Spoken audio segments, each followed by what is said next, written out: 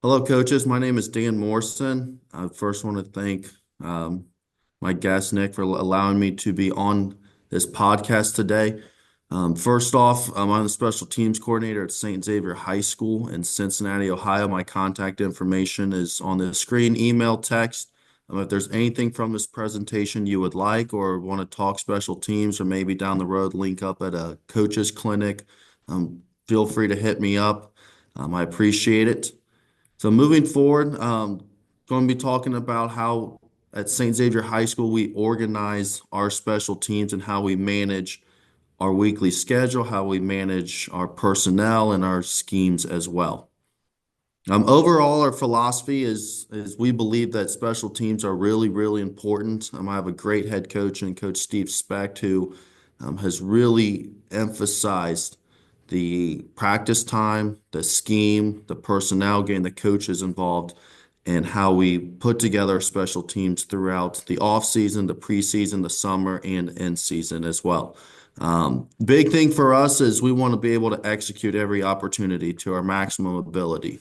We put a lot of pressure on our kids to perform well. We tell them how important their role is. We want to play fast. We want to be disciplined. We don't want penalties. And they know that their job is really, really important. That they know exactly when they go out there that this is what we're expecting out of them. For our recognitions and our standards of the why in St. Xavier Special Forces, is we tell our kids, look, you have one down. There is no first down, second down, third down stops on defense or offensive drives. You have one down to execute your punt, your kickoff, your PAT protection, your opportunity to make a tackle on kickoff or punt as well. The other thing that we talk about is we teach our kids to recognize that there's going to be tough situations. There's going to be momentum changes in the game. And we use this phrase of Charlie Mike, complete the mission. You have one job. Can you execute it? And can you do it to almost near perfection? Types of players that we're looking for in our special forces is three. We're looking to see are you a competitor? Are you going to give us effort? Do you want to do well? Are you putting the team first? Are you trying to separate yourself from the other players that could be in that special teams role? Another one is, are you coachable? Can you take the critique and the feedback when we're doing drills or we're showing something in a film session of good, bad, and ugly? Do you understand the purpose and what is our intent and what we're trying to do? And do you have that drive to be able to grow throughout the season and to improve? Another thing we look at is your overall as an athlete, sometimes it does come down to the Jimmies and Joes and not the X's and O's, is do you have the ability to carry out your role and beyond? Can you see the field well? Do you have that natural instinct and that grit and that field vision? Are you disciplined in your assignments? Do you read your keys? Do you get the right blocks? Do you avoid the blocks? Do you stay in your lanes? Are you able to kick the ball to the efficiency we want you to do? And again, overall, are you physical? Do you have the speed and can you sustain being able to play in all quarters of the game or when that time comes for you to execute? Through our understanding, engagement, and using the weapons provided as a coaching staff, we make a list of goals and objectives as we want our kickers to be able to kick the ball in the designated area or the zone. Can we make kicks? Different field positions, different scenarios, weather. Is it rainy? Is the wind in our favor? Is it against our favor? Can our guys on kickoff and kickoff return win their one-on-one blocks or punt protection? Can they win their blocks? Can we force our opponents into chaos? Can we make them uncomfortable? We want teams to adapt to what we're trying to do. And in a sense, we want them to panic or we want to throw a wrinkle at them where they have to now think or they overthink and they make mistakes that play into our advantage. On offensive aspects of special teams as well is can we value and secure and score the ball? Whether it's kickoff or return, rule number one for our guys back there is catch the ball and then hit your lanes. Don't worry about following your lead blocks if you don't even have the football yet.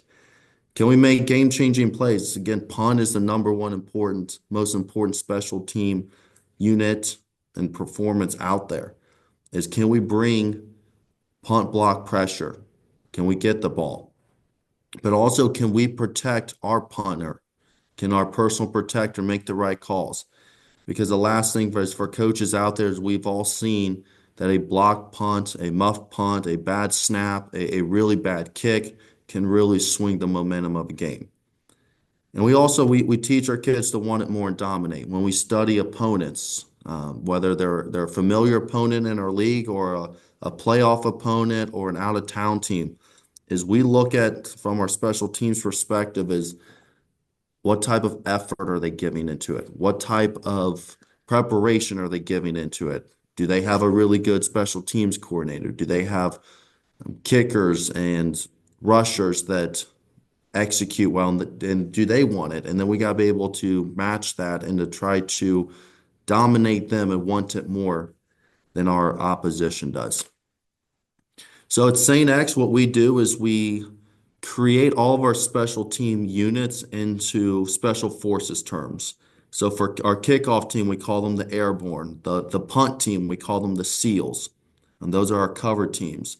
Our return teams is we'll call our KOR units the Green Berets, our punt block team, our punt return team, Delta Force.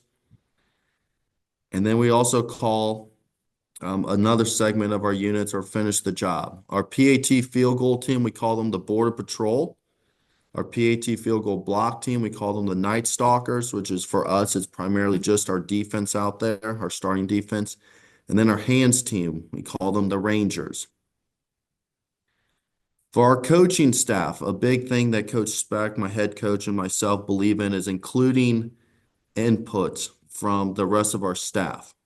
We love when they're able to assist in our preparation because they also coach these kids in their position groups. And a lot of these position players find themselves on special teams. It's also important to us is getting this shared investment. It's not just the special teams coordinator doing everything and just that voice the kids and the players hear constantly. When the players and the other position coaches can hear or be part of the instruction or the install, it makes things easier because if your linebacker coach is able to provide input or work on a technique that's going to help our guys break through a punt protection and go block a punt, that's not just myself trying to explain that. That's also that linebacker's position coach giving that feedback as well. And also it helps for us as our strength coach, Coach T. Williams, is awesome. And he helps our special teams guys get hyped, whether it's in practice, whether it's during a drill, whether we're going live in practice, or even on game night, as he brings a lot of energy, enthusiasm. Again, another voice that is being heard, not just coming from the head coach or the special teams coordinator. And also the important thing is when you have staff collaboration, is as an entire program, as an entire staff, we want to see special teams do well. There are at times out there you may observe that there are coaches or programs that it seems like there's not a whole lot of input or there's not a whole lot of care about special teams. And they might just say, all right, we got to go cover, make a tackle, or just kick the ball, or just step down and block and let the kicker make the PAT. But for us, it's this pride with this execution and performance. Our defensive coordinator, Jake Broadbeck, he was on several special teams. He graduated St. X in 2011, but he was a 3-year starter on punt return. He was on kickoff coverage. So it's really important too for the kids to see, hey, you have a defensive coordinator who's also taking a lot of time and investment in providing input, instructional learning on the special teams. Because a person like Coach Broadbeck understands and values the importance of special teams. So right here is just an example of how we break up our special teams at St. X, and we have the different positions or subgroups of each unit, and that involves different coaches being involved. So on punt, we've got a couple coaches, Coach Neal and Coach Wiles, that they handle the interior line of our punt protection and our snappers. Our cornerback coach and our safety coach slash defensive coordinator, Coach Broadbeck, works with Coach Bellama on the gunners. Our wings and our punt protection is coached up by our linebackers coach, and then myself and Coach Speck, the head coach, will work with the punters directly. And then you can kind of see that pattern as well with our kickoff return, PAT field goal, punt return, block kickoff, etc. On our PAT field goal, we have our tight ends coach and offensive line coaches working with those individuals. Our holder is coached by our quarterbacks coach, Coach Weber, because we tend to put a backup or a starting quarterback or skilled athlete as the holder position. On our kickoff return, a lot of our return guys are tight ends, receivers, fullbacks. So the goal from me and Coach Specht is to have our running backs coach, our tight ends coach, receiver coach be involved with there as well. Again, a lot of these skills are transferable from the offense and defense to also special team positions as well. Some of our philosophy as well is is how we build around our personnel. And for us, it's being able to know your team, know the types of guys you have. You can't install or use concepts if your guys can't do it. And sometimes I will see that myself with the guys we have at St. X. Sometimes I think there's a really good idea or we should take a look at it. And then you realize it's just not going to be possible. Or you see it from other teams. They're trying to do something that doesn't fit their Jimmies and Joes. Now, for us, we start at the basic fundamentals down at the low building block, and then we'll work our way up the pyramid. And then we start to build, we start to add things to it. Some coaches like to use the phrase, if it ain't broke, don't fix it. For us, is we do believe in that philosophy, but we do also like to build, whether it's to exploit something or it's to show something, or at the right time, there might be the perfect opportunity to execute a certain scheme. Another thing for us is how we treat our personnel that are returning lettermen in our program. So, for example, we try to keep the same player in the same or similar role the upcoming season. So if I've got maybe 5 juniors that were on punt protection and they did their job all year, well, I'm going to keep them on punt protection in that same spot while they're seniors. And then you have some spots you may need to fill in from graduation.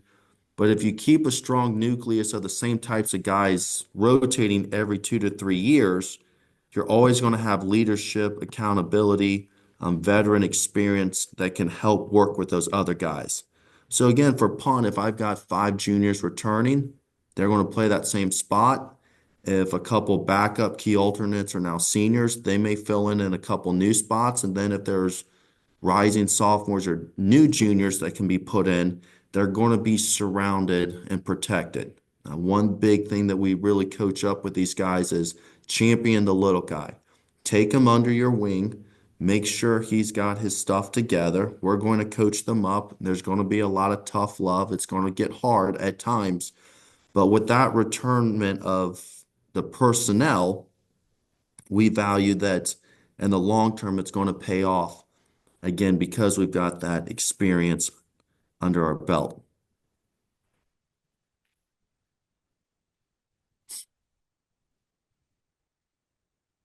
Looking at our schedule in the off season for our special teams is in November and December, the head coach, Coach Specht, and I will reflect. We'll look at the data of the numbers from the most recent season. So about a month ago, I met with Coach Specht. We went through the overall numbers of whether it's the punt return average yards, whether it was kickoff return, whether it was extra point field goal distance. So it's just kind of a breakdown of how the season went.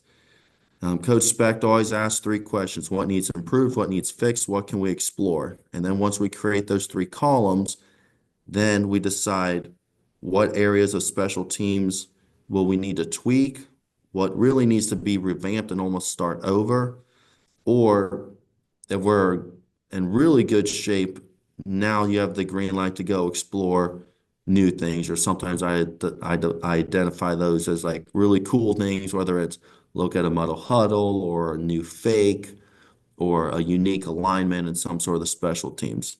And then you'll start to meet with your specialists, the ones that are returning for the next season, kind of the expectation, lay out the ground of what we're looking for. This year, we're graduating a kickoff guy who could either give us touchbacks or had really good hang time. He was a part-time soccer player as well, so he's graduating. The backup kickoff player was consistently inside the 5 yard line and had some touchbacks, but meeting with him, talking about weight room strength, reps in the springtime, and being able to lay out the foundation of what is expected of him going into the summer. And then kind of moving forward, January through April is that research time, whether it's again going back to what Coach Speck says, what can we explore? So with research, looking at new schemes, block protections, ideas, concepts, drills for the different types of special teams, college visits and networking clinics, and then building the playbook and install. So for myself, this is the time of the year where I'm talking to special teams coordinators from places like Texas A&M or Miami, Ohio, or Mount St. Joe's, University of Dayton, Butler, Notre Dame. And then there's the opportunities to make a visit up there, watch their practice, sit in one of their offices and talk football, talk X's and O's, show them clips of St. X special teams, and then pinball ideas off of each other. And then, of course, the clinics, whether it's the Nike Coach of the Year clinics, it's Glazier clinics, it's state clinics. It's important to network. It's important to make connections with coaches, again, sharing ideas. In the last few years, I've been very blessed to have a lot of coaches help me out. And for this point in my life now, I feel that it's time for me to start giving back. And if somebody asks a question about special teams, I have no problem talking X's and O's with them. And some of that is a confidence level of I feel good enough about being able to have these discussions, but I don't have the answer to everything. I don't know everything about specials. And that's why in this off season, it's important to go out there and keep learning, keep doing research, keep exploring new ideas. And then moving forward in May and June is when we get together with our team and we lay out the introduction of the special forces, foundation, goals, objectives, meetings with staff on what will be expected of them to participate in and help instruct on the specific positions of specials. Again, making sure that they're buying into the same philosophy. And then when we say open tryouts is more about getting out on the field in the spring and early summer and seeing what guys can do. There might be a kid who's never kicked before and he's like, Coach, I think I can kick. No, go ahead, go for it. See if you can punt. See what your operation time is. Or, Coach, I think I can be a really good returner. Absolutely. That this is the time of year that you give these kids an opportunity because you never know that there might be that one player where they're a starter or they're a backup and they could really help you out. They could be a second string tight end, but they can block really well on the front line of kickoff return and they have pretty decent hands. Maybe they just happen to be sitting behind that first stringer who's a 3 year starter and a college bound player. And again, are there surprises? Do people stand out? Is there potential something you can work with? And it goes back to, again, giving these kids a chance. The other thing in June, Coach Specht is, again, has been very awesome, very, very grateful for him seeing the importance of special teams. And he's always been that way. So in the summer, when we go through our camp days in June, a lot of schools just kind of focus more on offense, defense, getting ready for 7-on-7s, but he still gives us specials about 20 minutes a day in the summer with our whole team to start working on special team drills, competition drills, because Coach Specht, again, understands the importance of special teams. He sees the amount of work that we're trying to put in, the research, the data, the instructional learning that's backing up our performances on Friday nights down the road in August, September, October. So he's really, really invested in our special teams program at St. X. Then when we kind of turn the corner, we get into July, we start to really clamp down on the specialist drills. We turn these into competitions. The reason we do that, whether it's KO coverage with first KOR guys, is being able to see who can play fast, who can play at a high level, who wants to compete. Again, who wants it more, who wants to get on the field. So we'll do a variety of drills each day. We mix it up, whether it's rushing guys down the field to cover a kickoff returner or punt returner. Can that player catch it when he sees people closing in on him? Can these guys get down there and tap off? Can they break down? So we're trying to really identify at this point the guys that have taken the instructional fundamental drill techniques that were instructed in May and June, and now can they put that to the test in July? And then really the last week, going in of July and going into August camp it's all football at this point for St. X. Again, we are starting to identify the personnel and slot them into the right positions. We're going through our different formations and alignments of our special teams, the rules, the cadences, the concepts, the terminology, the calls. We're really going through the install at this point. And then we start to go on air. We'll start with a scout team. We'll look at 50% and then 75% walk through up tempo, and then we'll go live on a handful of reps as well. Other thing we'll do is we'll have a 2 deep chart posted in our locker room. It'll be by the kids' lockers. It'll be by the doorways when they're on their way out. We'll post it by the sink, by the paper towel area, just wherever they are so they can see it. The other thing we do at St. X is we film every practice from the press box cameras, the huddle tactical angle, the drones we have. That way we can take this information, take this visual, and then we can show the kids, hey, here's the good, here's the bad, here's the ugly. Or even as a coach, you can pick up on things and realize from a different angle, especially the drone angle, what looks good and what does not look good. And again, these perspectives really help. One of the big things we do with the film is when we're going through the reps, we have fast learning in which we just get out there and we try to adjust on the fly, but we're also trying to get as many reps in as we possibly can. And then we'll take all that information to film, the clips, and then for me is I get to sit there and make the adjustments and the corrections. And then I can send the notes out to the kids. I can pull them into the office real quick and say, hey, I understand what went well here, what went wrong here, what were you thinking? And then as my job, it's to take those adjustments and corrections and make sure they're fixed by the next practice.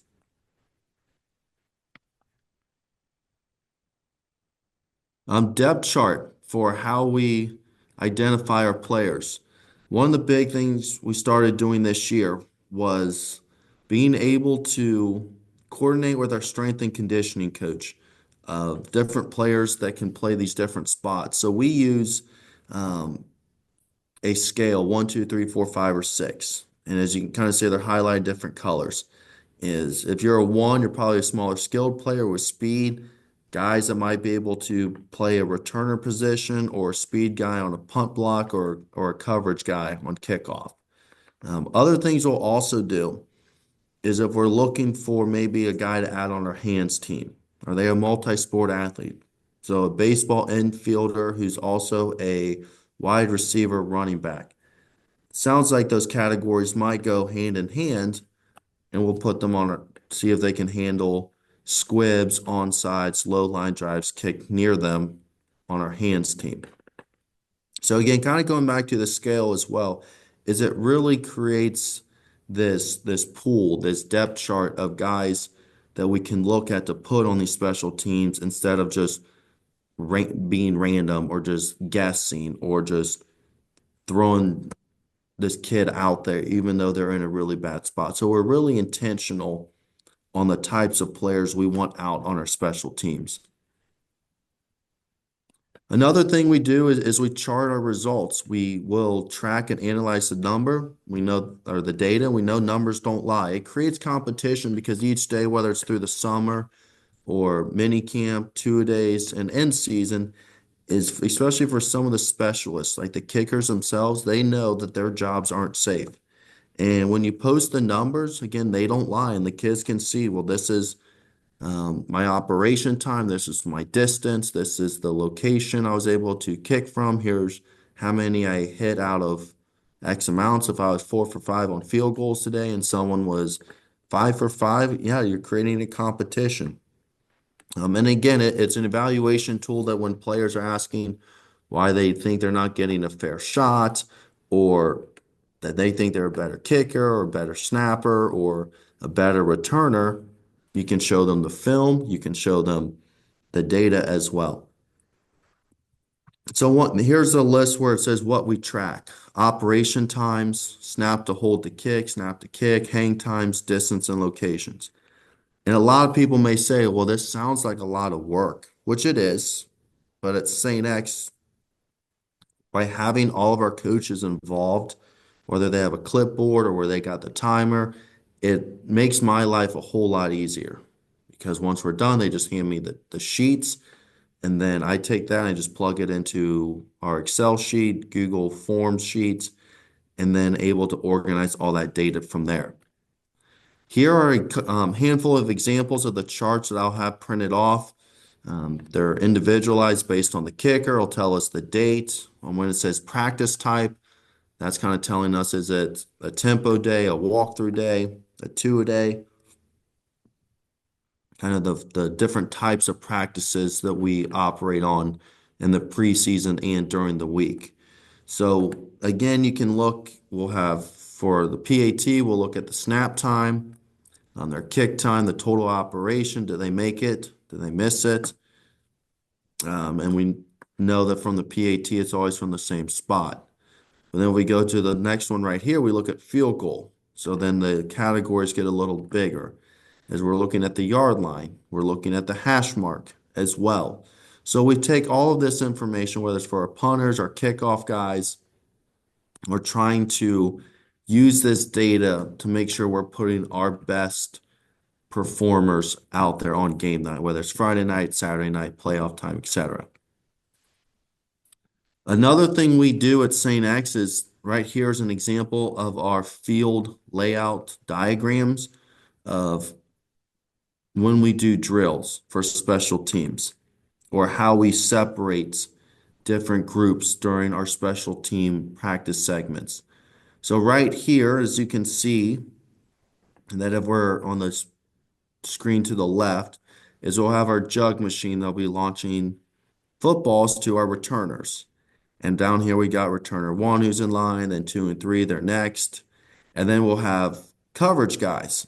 First group ready to go. As soon as that ball is launched, they are sprinting down, they are breaking down, they're trying to keep the returner on the inside of their hip, and then they'll tap off.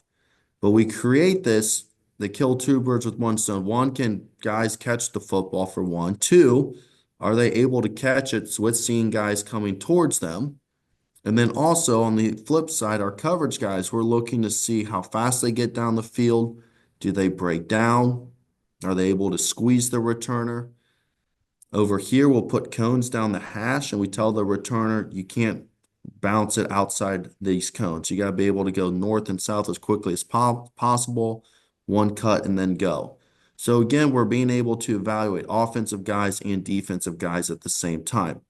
So we'll have these printed out for our coaches. The players will get to see them with the explanation, quick coaching tips, field location. Again, we're launching the jug from the -45. We want to make sure we have a handful of balls with there. And then again, describing where our returns, our coverage guys are. Over here, this is kind of a more generalization of our layouts. The one to the left is a very specific drill operation. Over here is a field layout of where these types of drills are going to return or occur. So PAT field goal, again, we're telling the kids or the positions, players that are needed, the coaches are involved, and the yard space that they're operating in. Then we got like the returners, jug machines down here. In this area of the field, we work on kickoff coverage drills, 10, 15-yard bursts, voiding left or right, breakdown drills. And then we'll also work punt, punt return, and block drills in this area. And then kind of down here in the 20 and in to the end zone, we're working KOR drills, which whether it's dropping back and doing a steer the cahrt technique, whether it's forming a wedge, whether it's handling squibs, onside kicks, etc. So we like to utilize the entire football field. Here's a dedicated practice time and commitment of our schedule at St. X High School. Again, Coach Specht, awesome with the investment of the amount of time we get to work on our special teams. So Monday, beginning of practice, we'll do drills, different unit schemes, break them up. That'll be the first 10 minutes or so of practice. And then out on the field throughout the rest of practice, we'll have all the special teams will be broken up. And we'll use Monday as a 50 to 75% tempo, not necessarily a walkthrough, but more of an instructional review and show the players what to anticipate or expect on Tuesday, Wednesday. Tuesday, Wednesday, again, beginning practice, 10 minutes pre-practice, drills, schemes, etc. And then on Tuesday, we go like 80, 90% with our specialists. And then on Wednesday, we'll still go at a higher tempo, but we really limit the reps. Versus Tuesday, we might have 8 or 9 punts that occur at a higher tempo. Tuesday, we'll cut that down to about 4 to 5, and we want to make sure those are really, really good reps.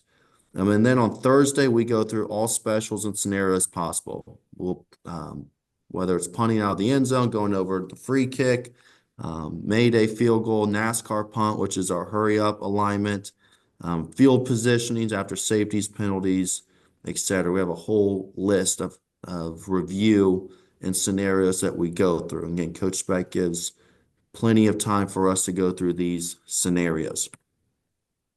And then we look at Friday, and we'll do a walkthrough 15 minutes before the offense and defense comes out on game nights, or really afternoon. And then on game nights, what I will do is right after the game is over, I go through the specials from that night of ours first, and then it's off to the next opponent. Saturday, we have special teams film meetings, 8 to 8:30, and then that's where I get the opportunity to have all the kids, offense and defense, in the rooms together.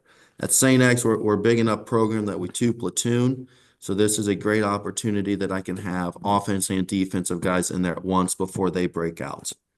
And then during that meeting, we'll go through the game that we had just played, but I also introduce our next opponent that we call Chalk Talk. I'll say, guys, this is our next opponent. Here are their early strengths and weaknesses that have been identified. Here's their Jimmies and Joes that are threats or maybe not as big of a threat, or this is their scheme, or we got to be ready for a team that has a really high punt return average, or they got a really good kicker, or they've got blazing speed on their punt rush unit, just to give the kids an idea of what to anticipate. Then Saturday, Sunday, go through scouting report. I'll go through depth chart changes, the film breakdowns. I'll meet with Coach Specht. We'll again talk about special teams from the Friday night game, and then going into our next opponent. And then once everything is organized, drill charts are put together, depth charts, installs, etc. Send all that out to our players and assistant coaches via email and huddle. One thing we do with our special teams is we have a group that we call the CIA. This is a group of players that may not be ready yet for being a 1 or a 2 in the varsity depth chart of specials, but they're guys that you know will be ready down the road. A lot of them are sophomores that are still developing, or juniors that are just in a tough spot because they're waiting their turn, or seniors that are going to give you great effort, but they just understand the reality and the competitive level at St. X that they may not be a starter, but they can help out in some shape, way, or form. These guys always give them scouting reports, huddle clips, poster diagrams, which I'll talk about here in a minute. They have different roles of replicating opponents from another team. Um, and we give them rewards, whether it's extra Gatorade protein shakes, a t-shirt, um, recognition at the end of practice. If they're able to operate or accomplish a fake, or they block a punt in practice, or they block a PAT field goal, because that helps us as coaches. We got to coach up our varsity guys and make sure that they don't take plays off. And we tell them, hey, these backup kids, these CIA kids are able to do that. Well, it's going to definitely happen on game night when you're going up against an opponent's very best. And the other thing too is we get a lot of buy-in. And there's two sophomores this year that started off in the CIA group, and they were just absolutely dominant. They were phenomenal in their execution as a scout team player. That by the end of the season, both of them found their ways into a starting spot, one on kickoff return, the other one on kickoff. So when other players see that there's an opportunity for them to move up the ranks, either into the next season or later on that year, it really helps us get our special teams performing really well and having program-wide buy-in from all of our kids. Here are angles that we use when we talk about filming practice. We have drone angles. We have tactical from our huddle box up in the press box, and we'll have normal cameras as well filming. So this again allows myself and our assistant coaches to look at technique, look at form, whether it's PAT field goal, we're looking at splits, we're looking at snap to hold to kick operations. We'll always do what we call around the world, where we have the first unit and second unit going. And that way we're getting maximum kicks and maximum reps. So we'll start, the varsity will start at the PAT, and then they'll either go right to left to hashes, kind of in a diamond look for different field goals. And then our second group will start the operation, and they'll just go opposite of the first group. Other angles, again, punts, making sure our splits are good, our stances are good, looking at how the scout team guys are performing. Are they trying to take a play off? We'll notice it. We'll call them out. One thing that we do is I'll show clips here. I'm sorry, couple slides here in a couple minutes. Is there's a poster board here. Instead of just wasting time and lining up guys and trying to verbally instruct where they need to go, is we'll create poster boards and cards for our starters and our scout team guys.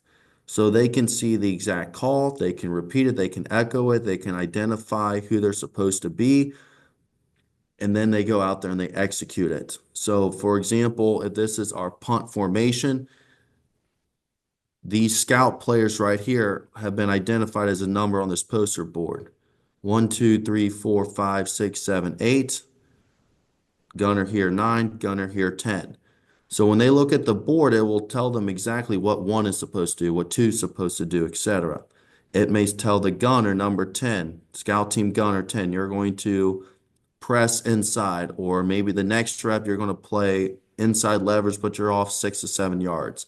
It may tell these guys that they're 4 and 4, or they might twist, they might loop. They might overload, they might bail, etc. So then that gives our varsity starting guys all different looks. And it goes back to our philosophy is there's chaos, there might be uncertainty in the games, but can we keep our composure and are we well prepared? Other things that we will do with our drone angles or our press box camera angles is drills. We film all of them. Up here, we're doing a punt block drill, keeping it short, keeping it simple. This was from the summer, so you can see a whole lot of kids are lined up because they all want to be punt block guys. And then we got to narrow it down to what our punt block unit looks like.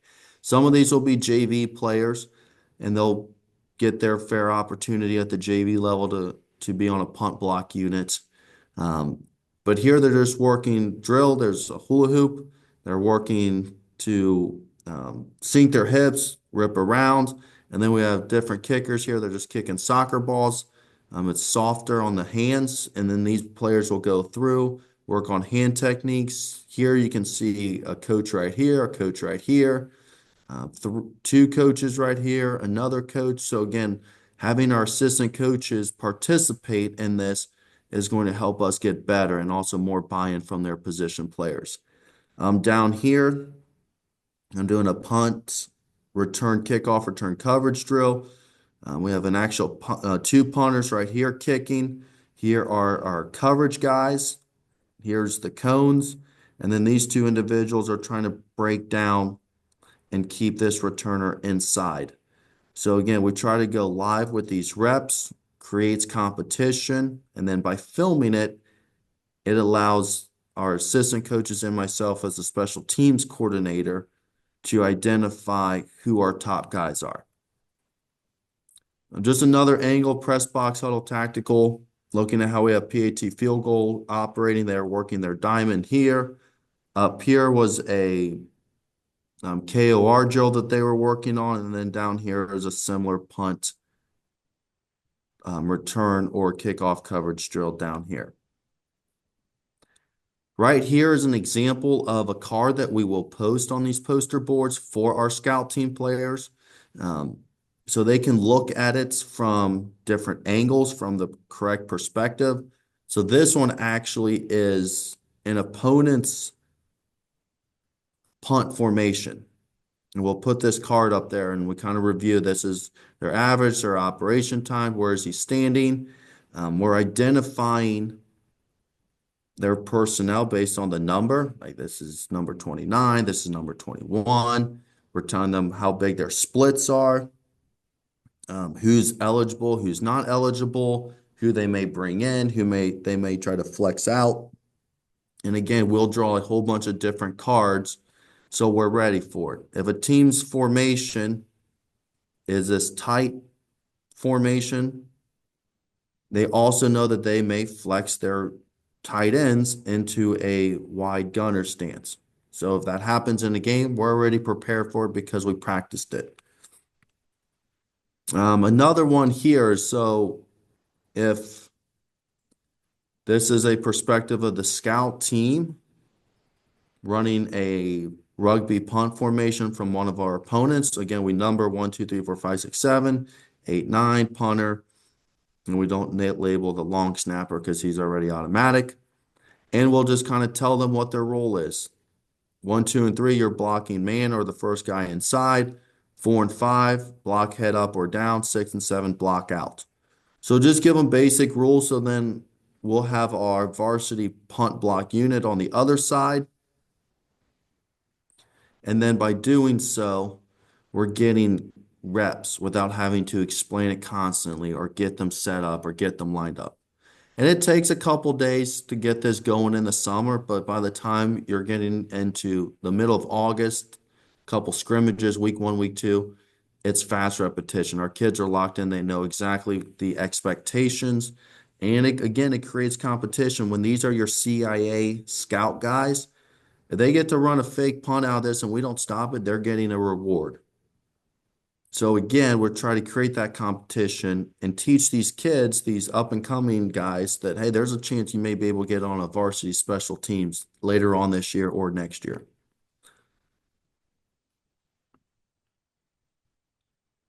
So again, thank you for listening to this presentation. If there's anything that I can help you with management or organization of special teams, don't hesitate to reach out. Again, here's my contact information down here. Dan Morrison, Special Teams Coordinator at St. Xavierr High School, Cincinnati, Ohio. My email right here, cell phone. If I don't answer the phone, just shoot me a text and I'll get back with you. Again, if there's anything you need from me or in the networking world or want to talk more than happy to be able to help out. So again, thank you again.